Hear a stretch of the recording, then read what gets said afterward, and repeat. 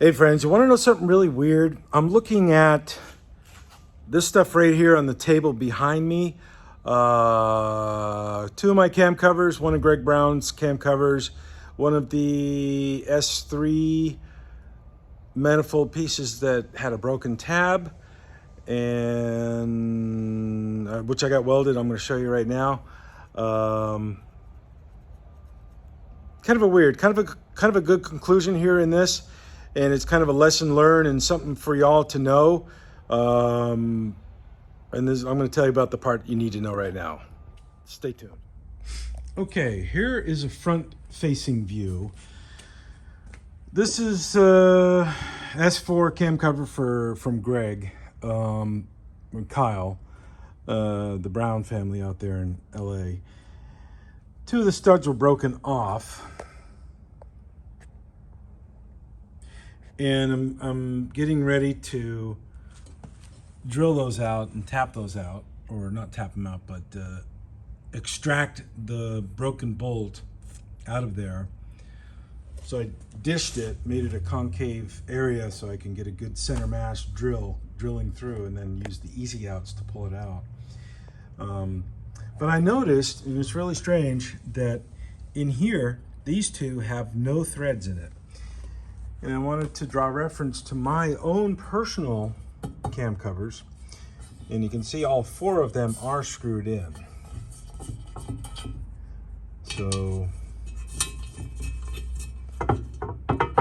you know, I know that that is all four, so I assume that all four of these should be that way, but these two are not even, they don't have any threads in it, but these two did. So I'm going to remove these two regardless.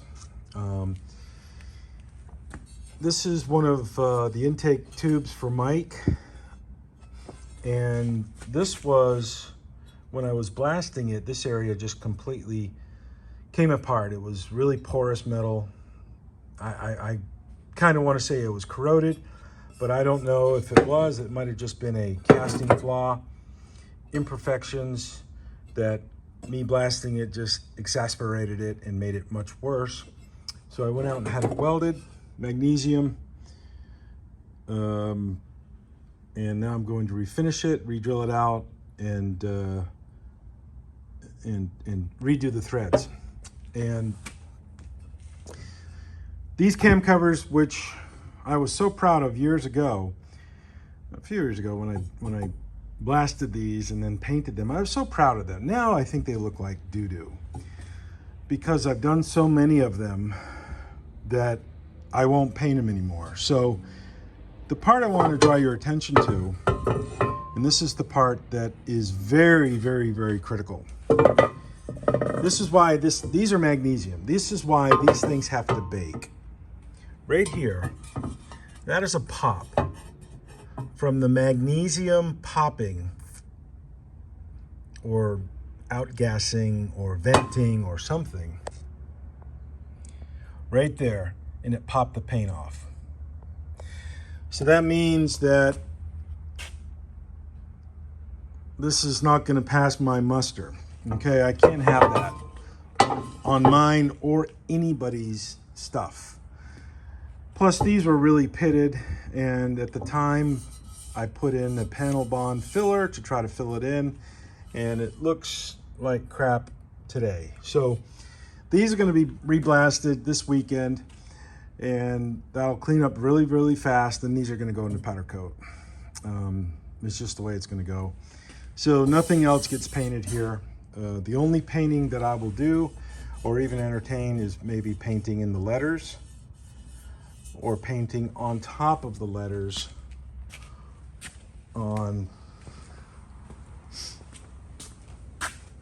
you know, these manifolds like that, or these S4 manifolds, painting on top of it. Yeah, so stuff has to bake. It really does, folks. And magnesium is tricky to weld. It's very, it's not your average backyard welding stuff, that's for sure. Even though in welding school, I was proficient in TIG welding, aluminum, stainless, magnesium. I'm not now. There's no way. There's no way, folks. It's just I just haven't done it in so long. So I just sent it out to have somebody else do it. So you gotta stay in your lane, where you're good at and what you can deliver on. So lesson learned, you gotta bake the stuff, which I've known. I've baked everything, but this is the first set that I did a long time ago, and I think 1 manifold or 2 manifolds got out of here way back when that were painted. So I hope there's no issues with those 2 that are out there, but no more painting. They are going to be baking for 30 days, and then they'll be powder coated. And then, even then, the powder coating could still pop. And there was a manifold I redid for the guy, and I mentioned it earlier, but this was the one that had all the powder on it, the feather bronze, because there was a couple pops in it, and the customer wasn't happy, and I agreed to take it and exchange it, but that cost me a lot of time and money to redo it and take off the existing powder coating or the reapplied powder coating, because that stuff is like, it's very difficult to remove. It took a lot of time to do that, but this is mine that's now clean. So that's the takeaway, my friends. That's the takeaway on that. I got work to do. Peace out. Have a good weekend, everybody. Be good.